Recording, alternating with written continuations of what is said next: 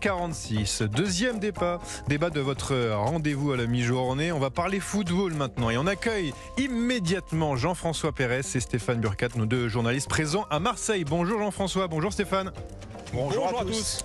Bon, si vous êtes à Marseille, c'est parce qu'il y a un match à enjeu ce soir. Vous n'y êtes pas pour rien. OM Panathinaikos, l'Olympique de Marseille face à des Grecs. 21h ce soir, troisième tour des préliminaires de la Ligue des Champions. Match aller 1-0 perdu par Marseille. L'OM est dos au mur aujourd'hui, Jean-François. Il faut passer à tout prix. Ah ouais, c'est un match coup près, hein, mais Marseille adore ça. Tout le monde va aller au stade ce soir avec une très forte envie, bien sûr, d'aller chercher cette qualification pour les barrages de la Ligue des Champions. Mais j'allais dire, les Marseillais se sont mis dans une situation délicate tout seuls, déjà en terminant troisième du championnat la saison passée, ce qui fait que l'OM est obligé de jouer ces 4 matchs pour se qualifier pour la phase de groupe de la Ligue des Champions. Et puis ensuite, en perdant le match aller 1-0 en Grèce la semaine dernière. Donc voilà, tous les ingrédients sont désormais réunis pour vivre une grande soirée européenne comme Marseille les aime. Un jour de 15 août, vous savez, c'est la fête de la Vierge Marie. Vous connaissez Marseille, la Bonne Mère, c'est la patronne de la ville, c'est elle qui domine. Donc ce soir, tout le monde va implorer la Bonne Mère et se rendre au stade en espérant un renversement de situation. Il va y avoir du monde, c'est sûr. Ce soir, on prendra la température avec Stéphane juste après. Je voulais savoir, juste avant, Jean-François, il y a des motifs d'espoir quand même, parce qu'on parle qu'il y a beaucoup d'embûches avant d'arriver sur ce tour préliminaire, mais il y a quand même des motifs d'espoir. Oui, il y a des motifs d'espoir parce que cet effectif marseillais a été construit pour l'Europe et d'ailleurs les recrues sont arrivées très tôt. Pierre-Emerick Aubameyang qui est quand même une star internationale avec un CV impressionnant, Arsenal, Barcelone, Dortmund, etc. L'OM a misé sur 2 internationaux sénégalais, Ismaïla Sarr, Iliman Ndiaye, 2 internationaux marocains qui sont arrivés il y a quelques mois, Amin Harit, Asdi Nounahi.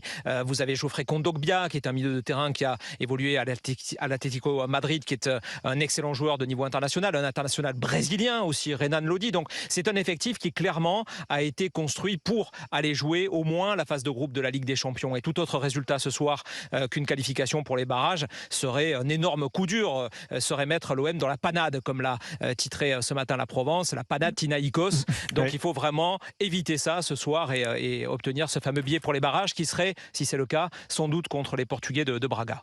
Stéphane Burkhat, vous connaissez très bien cette ville de Marseille. Est-ce qu'elle vibre ce soir pour ce match ? Ah mais bien sûr, l'ambiance monte, hein. Déjà on a tous les ingrédients de toute façon. Déjà la météo, il fait bon et au centre-ville bien sûr on prépare déjà les terrasses, les vendeurs de canettes, de sandwichs à la sauvette du côté du stade Vélodrome se frottent déjà les mains. Ça va être une très belle soirée, ce stade qui va rugir. Il n'y aura pas de la place pour tout le monde, ça on le sait, hein. Ça sera guichet fermé, 63 000 personnes sont attendues. Ça faut s'y habituer de toute façon, c'est la norme, hein. Maintenant au Vélodrome par exemple la saison dernière, il n'y a qu'un match qui ne s'est pas joué à guichet fermé. Voilà, tout était tout le temps sold out.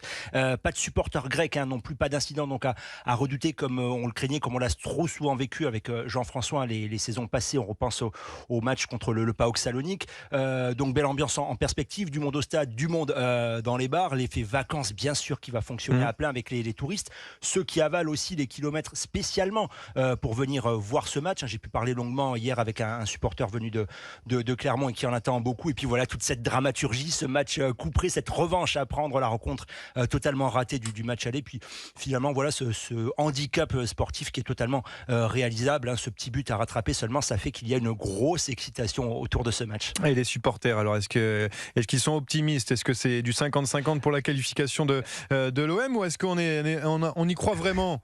C'est très compliqué. Ah oui, voilà. Parce que je pensais à Marseille, c'est toujours compliqué. Ouais, vraiment. Quand on gratte un peu, il n'y a rien qui est vraiment tranché. Alors, il y a bien sûr, voilà, les jusqu'au boutistes, hein, ceux qui ne doutent de rien. On va aller manger. On m'a revu toute la gastronomie grecque pour me faire des blagues là-dessus. Il y a ceux qui voient je vous laisse imaginer, qui voient des signes partout. Bien sûr, on a le pape qui vient le mois prochain. Il y a une messe qui se tiendra au stade Vélodrome. Donc, bien sûr, c'est un signe. Marseille est béni cette saison et Marseille ira très loin.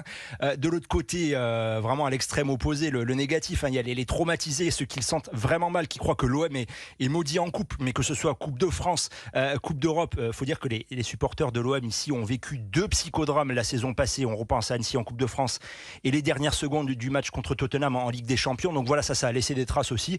Et puis il y a ceux qui sont plutôt confiance.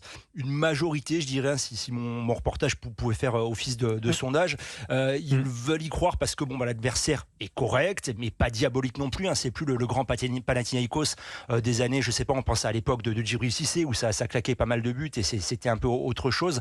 Il y a aussi le fait que le match de Reims, le week-end passé, a apporté quelques enseignements, même si c'était mal embarqué. Marseille a été mené 1-0, ils ont réussi finalement à renverser le match et gagner 2-1. Mais même chez eux, c'est pour ça que je dis que c'est compliqué. Quand on gratte un peu, il y a une part de doute parce qu'on dit oui, mais l'OM est quand même encore en rodage, c'est encore en chantier. Même l'entraîneur le dit. Et puis il y en a beaucoup qui trouvent quand même l'équipe moins compétitive que la saison passée, avec des joueurs qui sont partis. Donc voilà, même ceux qui sont confiants ne sont jamais totalement sereins. Ça nous garantit une grosse passion là ce soir pour ce match. Eh bien, on va les écouter, ces supporters qui nous ont appelés aujourd'hui pour parler de ce match de l'OM face au Panathinaikos ce soir. On va accueillir Samba qui est un fervent supporter de l'OM. Bonjour Samba. Bonjour Europe 1, bonjour. Vous nous appelez d'où alors ? De Paris. Ah, il fallait pas le dire, fallait garder sous silence ça, si vous êtes supporter marseillais. Bon alors est-ce que vous allez vous qualifier ce soir ? Oui, moi je crois à 100%, je doute même pas une seconde. Ouais. Et l'OM va se qualifier aujourd'hui. Moi je crois même pas ça, du tout. Franchement, pourquoi ? on est fait pour ça. L'OM, c'est l'OM. Je peux pas vous expliquer. Personne ne peut vous expliquer l'OM, ce que ça veut dire l'OM. L'OM, c'est la passion, c'est le foot, c'est la joie. C'est quelque chose qu'on peut perdre un match. On va dire on va pas venir la semaine d'après, mais le stade il est à nouveau rempli. Ça veut dire qu'il y a Marseille qui peut faire ça. Nous, on a une passion que personne, il n'y a aucun milliardaire qui peut acheter cette passion-là. On a ça. Et personne ne peut nous enlever de ça. Moi, je crois. J'espère que la passion va suffire ce soir. On va aussi accueillir Jackie. Bonjour Jackie. Oui, bonjour Europe 1. Vous êtes d'où alors ? Vous venez d'où ? Moi, Haute-Savoie. C'est pas Annecy, Haute-Savoie, c'est pas encore de bons souvenirs pour Marseille, décidément. Oui, j'ai pas choisi Annecy, les bons. Annecy, Chamonix, Évian. Alors, votre ressenti sur ce match ce soir, est-ce que vous y croyez ? Oui, moi j'y crois au vu du match aller, au vu de cette équipe de Marseille qui est, comme on l'a dit tout à l'heure, qui est en pleine construction. Mais je sens des joueurs qui ont faim. Il y a un recrutement de joueurs qui sont des joueurs qui ont envie, qui ont faim. D'accord. Donc ils auront encore plus faim avec cette Coupe d'Europe. Et puis un entraîneur que je sens bien, fédérateur. On connaît le public de Marseille. Oui, il y aura tous ces ingrédients qui seront réunis, j'espère, ce soir pour une victoire de Marseille. Merci Samba, merci Jackie d'avoir passé ces quelques minutes avec nous pour parler de ce match de l'OM ce soir. Un match à enjeu donc sportif, Jean-François, on le disait tout à l'heure, à enjeu financier aussi parce que Marseille a besoin un petit peu d'argent.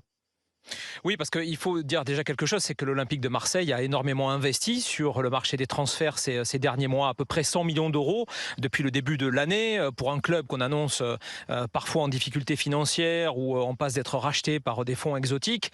On va dire que le propriétaire américain Frank McCourt a vraiment donné pas mal d'argent. Il y a un nouveau sponsor aussi, CMA-CGM, qui est très important à Marseille et en France, énorme armateur. Donc peut-être ceci explique tous les investissements qui ont été consentis, mais ça veut dire qu'il faut aller en Ligue des Champions parce que la feuille de route de Pablo Longoria, le président de l'OM, c'est de se débrouiller en gros avec les finances qui existent, avec les ressources qui existent. Pas question de remettre à chaque fois au pot. Il faut que l'OM notamment également apprenne à vendre des joueurs pour équilibrer un petit peu dépenses et recettes. Et donc une qualification pour la Ligue des Champions, pour la phase de groupe, c'est environ 30 millions d'euros, on va dire. Si jamais l'OM est éliminé ce soir, ça sera la Ligue Europa, la deuxième Coupe d'Europe pour les Marseillais. Et là, ce n'est à peu près que quelques millions d'euros de participation qui sont promis aux Marseillais. Donc vous voyez quand même énormément de différences.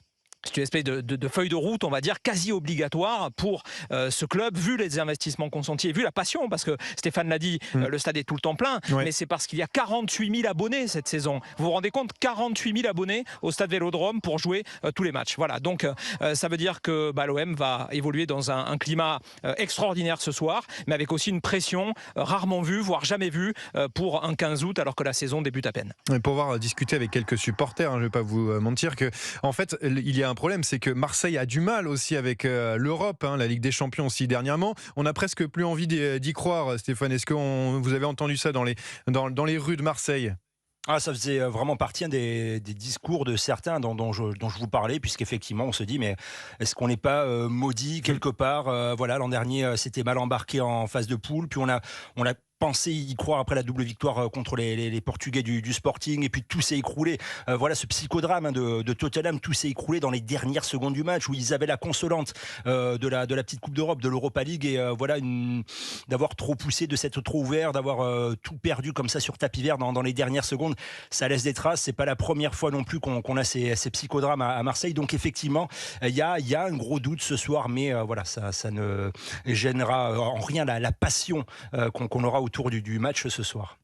Jean-François Pérez, une des dernières questions. Est-ce que c'est une défaite ce soir pour remettre en cause déjà les recrues, vous l'avez donné tout à l'heure, les joueurs qui sont arrivés, mais aussi le nouvel entraîneur Marcelino qui vient d'arriver? Non, je pense pas. Sur le marché des transferts, ça signerait sans doute la fin des recrutements, ça c'est sûr, parce que un OM qui joue la Ligue des Champions, la Ligue Europa, évidemment avec cet effectif-là, je pense que ça suffit. Il y aura peut-être un peu d'ajustement, mais plus d'annonces clinquantes à venir sans aucun doute. Ce serait terminé.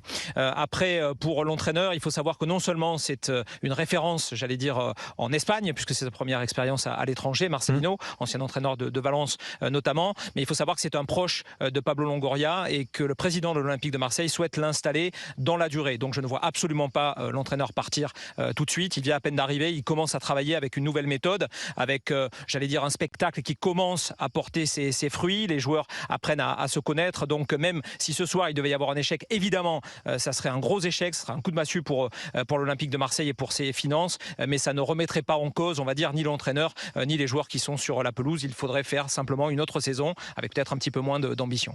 Bon, allez, pour finir, un petit pronostic pour vous, Jean-François Pérez et Stéphane Burgat, journalistes donc européens qui sont à Marseille pour ce match ce soir. Alors Jean-François, commencez par vous, petit pronostic ce soir. On va éviter les tirs au but et je vais dire 2-1 pour l'Olympique de Marseille avec pas mal d'émotion. Allez, l'émotion, ça aussi on prend. Stéphane, alors, qu'est-ce qu'on donne ce soir? J'allais dire 2-1, il me l'a volé, donc 3-1 sur une envolée lyrique peut-être du duo offensif Aubameyang et Vitinha, peut-être, qui a fait un bon match contre Reims. Et c'est ce qu'on souhaite ce soir pour tout le peuple marseillais. Merci Jean-François Pérez et Stéphane Burgat d'avoir été avec